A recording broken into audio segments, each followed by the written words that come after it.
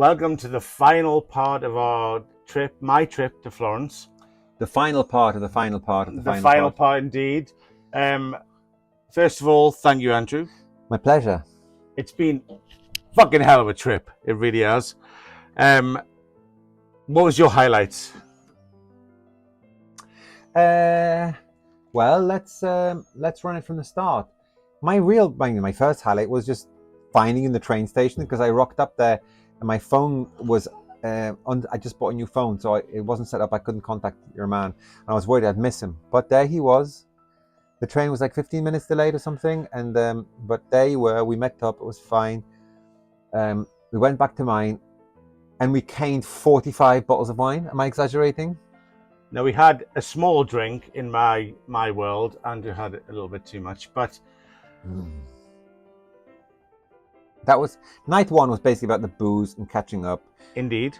Day two, however, was the wine tasting. So we slept in a bit, and then we walked down the road to the San Domenico, the cute little village where I live. And I introduced Mark to my crush, Selene. Was she there? Awesome. No, she was there. No, she wasn't there. Not immediate. No, she wasn't Not at that first. day. And then later, did she arrive later? Not that day. We had a coffee, and then we went and got a taxi to the wine tasting. And that's where we met the real highlight. Lara. My lovely, lovely lady. Lara, the green-eyed, brown-haired Brazilian, lovely young woman who talked us through the whole wine tasting. She was really great company. Like, all our perversions aside, she was just Your perversion. lovely woman. Are you kidding me, dude? You have come out of the closet on this holiday, being just as filthy as me. And then, but the thing is, I must say, I was nursing a pretty bad hangover, so I was fucking dying on my feet. So when we got back to my place after the wine tasting, I crashed the fuck out. Mark, however, back in the saddle. I enjoyed sampling the wine that we had just bought. It was the piss beautiful. wine. The piss wine, yeah. It did have a You've never seen a wine this colour. Very urine style colour. Whilst watching The Godfather. Yeah. Getting a bit of inspiration, being part of the Italian culture. He dragged me out of bed around 7 o'clock, and we wandered back down to San Domenico and had a delicious pizza dinner in the cutest little family pizza restaurant you could imagine, in this little bend of the road, out in the terrace, being served by Vito out of The Godfather. No, Fredo. It's Fredo. I keep getting it wrong. The guy who... The waiter? Yes. With the receding hairline. Yes, indeed. Big dome forehead. But he's the guy who kills Don Corleone at the end. Well, really? Yeah, he's a betrayer. Oh, okay. I forget the plot. But anyway, he seemed innocent enough on the night. And then we crawled back here. And then today was a different vibe. We went, instead of going up and over the hill into the countryside, we went down the hill into the historic centre of Florence.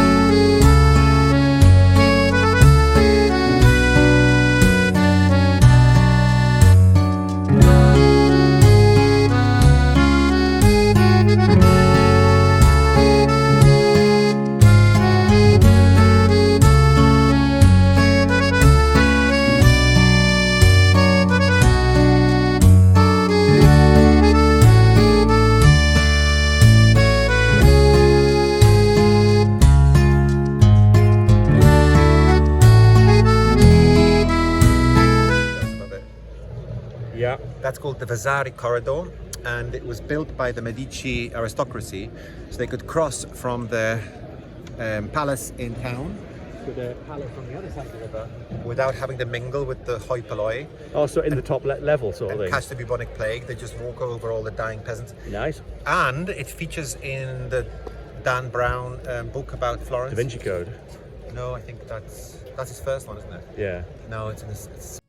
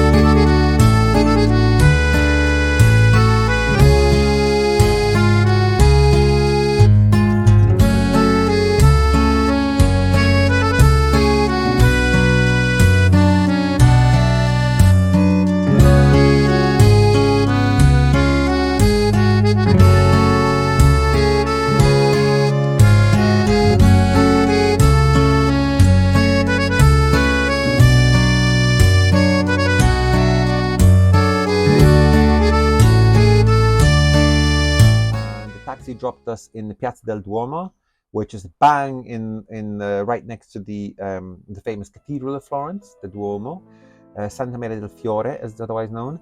And we did a long walk, especially by my standards, around town, like a good 2-3 hour walk.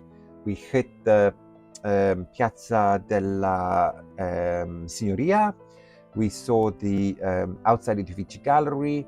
We saw the Arno, the Ponte Vecchio, then the Piazza della Repubblica, and we were kind of lusting after all the young tourists on the way. We were a little bit. We were. We weren't that bad though. Like just a few remarks here and there, like you know. Then we ended our perambulation in Paszkowski, which is a cafe in Piazza della Repubblica, a trendy shopping district. And I've always felt an affinity for it because Paszkowski, it's a Polish-sounding spelt surname. So I figured there must be some Polish history there, but I never figured it out. And there were ups and downs in Paszkowski. The up was what were the ups and downs? The up. It was an absolutely beautiful place. There was an absolutely stunning girl who was one of the waitresses, who looked kind of Iranian, Italian. Sicilian, I'm thinking. Yeah, possibly beautiful. Didn't give him the lickings of a dog. Well, that's the thing. They were all dead canny to her, but there was especially like a chubby blonde one that was dead welcoming and friendly, and said the sweetest goodbye to us you could imagine. She was absolutely lovely. So then we walk around the corner, the taxi, and Sicilian bitch had just knocked off for the rest of the day with her pals. You're not going to do this, are you? Fuck her. And then, so all I said was, have a good evening. And she turned around to me and she literally almost spat in my face. And I was like that close to having my day ruined. But what saved it was the Negroni. Real world. So we then got a taxi up the hill to Fiesole, and we arrived about 2 hours before dinner, and Mark astonished the locals by ordering a bottle of wine for himself as opposed to a glass of wine. Do the maths, it makes sense, because it's like €8 a glass as opposed to like 22 for the bottle. So it makes pure sense if you're going to have more than a couple of glasses to have the bottle. But they were a little bit like, is that all for you? And he was like, yeah. I sort of tried to make him look good by suggesting that a glass of it was for me, but I was nervous. You don't need to make me look good. I'm already awesome. The Negroni, though, fuck me, that was one. Well, yes, kick in the head, and that perked me right up. I forget all about my broken heart, and suddenly the conversation's popping again. We're doing this, we're talking the other. We're planning how to murder a hobo in Johannesburg. Or was that later? That was later. That was later. But anyway, the vibes are back, And then I sort of managed to, like, after half a bottle of wine and the fucking proper jug of gin that I had, staggered to the restaurant.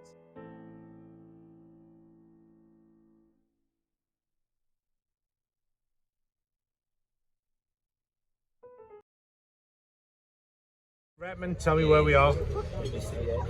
We're in my favorite restaurant in the Florence region.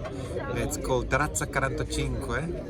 It's about my 4th or 5th time here, and it's, if you pan over there. I'll pan over. Give me a sec. It is amazing. Literally amazing. It's the most stunning view of Florence It is. you could imagine. The staff are friendly and cute, and the food is delicious. Prices are fine, and this is one of the. This is. Sorry, do I sound a bit tight there? But this restaurant is one of the reasons why I came here. You're not Anthony Bourdain here, so it's all right. Who's Anthony Bourdain? A travel kind of person. No, I feel happier here than I have felt in the past 5 years of There's your soundbite. heartbreak and solitude. Welcome to Florence on the final day. You wouldn't believe this, man.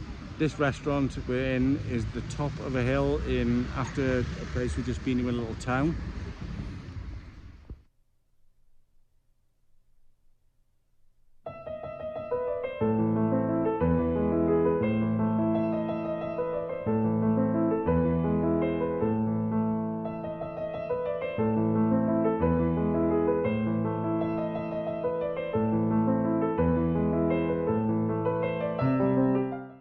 Have a fantastic. I think I actually enjoyed my starters more than the mains. What about you?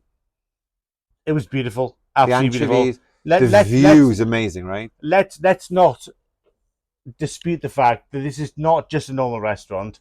This is a restaurant on the hill of Fiesole. It's called Fiesole with an F. Fiesole, overlooking all of Florence. Literally At sunset. most beautiful place I've ever seen.